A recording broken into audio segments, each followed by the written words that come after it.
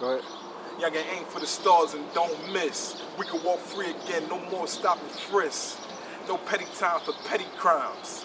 Y'all dudes waiting in line for $300 sneakers like it's cool. When overall we need more money for schools. I ain't taking no losses on the chin. May 19th, vote Kim for the win.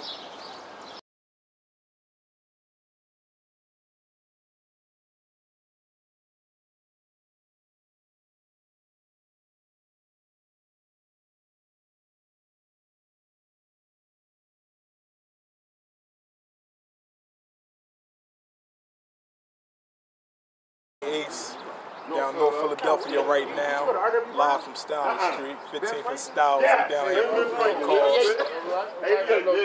Faith and Deliverance Outreach Ministries. Out here with some good elders. So we're gonna get into it. We're not gonna talk. Speak. Discriminating. That's it. So you can go ahead and change If you did a violent crime of killing a mass murderer. I don't care if you did kill 15 people. If your sentence is up and you fulfilled it, so what you want him to do? I just did 15 years for murdering somebody, and now I came home. You don't want me to murder somebody else, huh? What you want me? I can't. Because I can't work. And guess what? Guess what? The veterans do it all the time, and they can't even get a job. Right. I'm a vet and I'm talking about Jim Kenney. Okay. And why he should be met. Okay. In fact, he is the next man. Okay, so you're speaking it into existence. Existence, because of the fact that he has visited the people. And he's on the level of the people. Mentally, he's here with us. He's here with us. He's here with us. So why is it that you do? From hearing him speaking, I felt the authentic from him. I didn't think the things he was saying out of his mouth was just for votes. Like, I felt it hit home. You know, you got dudes that pre-rehearse what they got going to say for speeches and everything, and I feel as though it was all natural. So once I heard him come that way, he had my vote. I felt like he was for us. You know what I mean? I'm a young guy, young male, young black male in Philadelphia, in my mid-20s.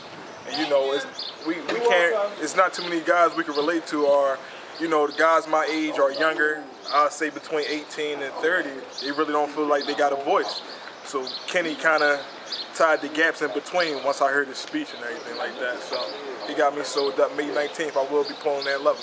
Now, one of the things I like to say is that Kenny actually said that he's going to end stop and frisk. Then everybody else starts saying. Okay. Kenny also said, let's give them a fine rather than stick them 5 years behind and give them a criminal record. He helped institute that to become law.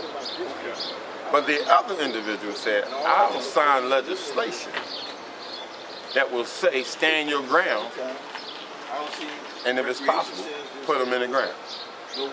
Now, we have enough self-defense laws on the book, then why do we need stand your ground to legally shoot down people at will? At least Kenny has a character. I'm not for it.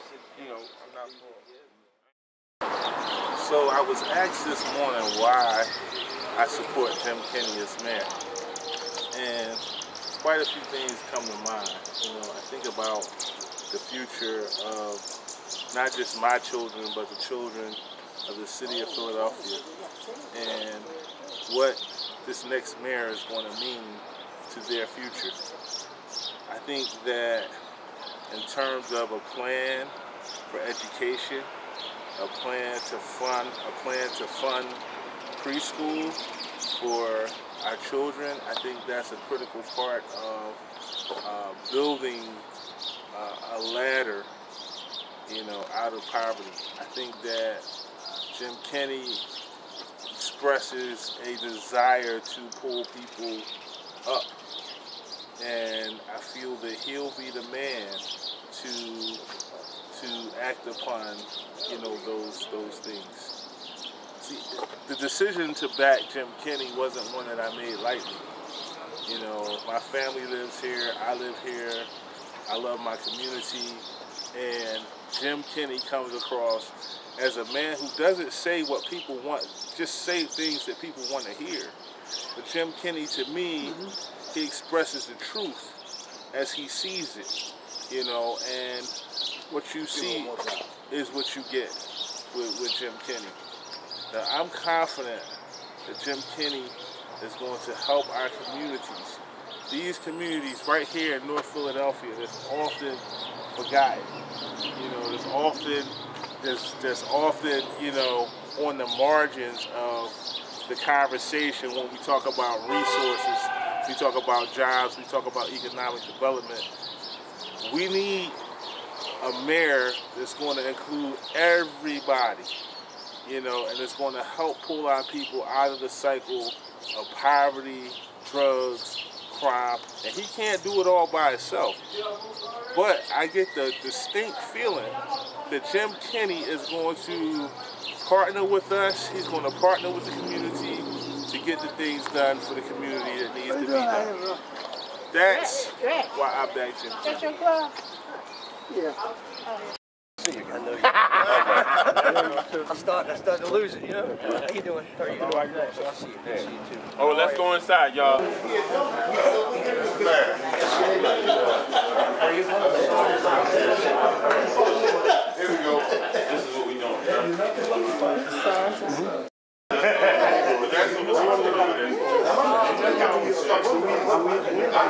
right. So you did program.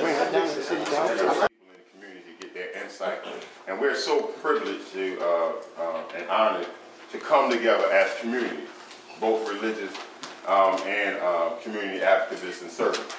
But one of the things that I like about this meeting here today, the meeting of the minds, is that we have a councilman who took a risk. Jim Kenney didn't stay on his job. He left his job. Street left his job, and all the council people that ever ran for mayor had to leave their job, so they put something at risk. We ain't worried about the income from there. They left their job. We know that any other office don't have to leave their job. Right. One other gentleman, now I don't care to mention his name, but he had to leave his job in order to run. Somebody's running that after they finish with us, if they don't win, they can go back to their job. I've ever taken a man that's taken a risk. And then, I haven't met none of them. None of them came here to talk to us. None of them reached out to us. But his camp did. And I thank God that he came down and to speak with us and let us feel his heart and feel our heart. And hopefully our heartbeat can beat at the same time. And that we can have the same purpose in mind. One of the things that I found out that he said in his campaign, and I do watch and I do read, and I'm always online. As a matter of fact, my wife would say that's your second relationship. That YouTube, that Facebook, and that Twitter, you know, and I want to know what they're talking about. Kenney said, give them a fine, don't put them behind. Mm-hmm. He made that a law. Mm-hmm. So our young men don't get football numbers no more. Mm-hmm. Somebody else said, sign, stand your ground. So I'm just going to leave that right there, but I'm for a man that even came into the community to take the time out to talk to us. That said something. So when he say block by block, he's meaning block by block, block captain, and each individual citizen. That's right. So I wanted to stop talking and welcome Jim Kenney, our next mayor. Because the Lord made a beautiful day today, and we had a pretty rough winter. Not a lot of snow, but a lot of ice. So days like this are just beautiful. Well, thank you for allowing me to come here, and thank you for assembling. I'm running for mayor. I spent about 24 years in city council. There's a lot of ideas that I have for the community, for the city that I could not get accomplished. As a council member, I have to be a mayor sometimes to get those things done, and that's what I'm running to do every day. We got into the race about 110 days out, which was a short period of time, and we've been catching up ever since. As a matter of fact, the latest poll has us up by about 4 points over Senator Williams, and the way the poll ran, we were like 30 me, 26 him, and 19 Lynn Abraham. She doesn't have a lot of resources, and she's beginning to fade a little bit in the polls. I mean, she had an initial high name recognition, but she started to drop back a little bit because she doesn't have the money to advertise.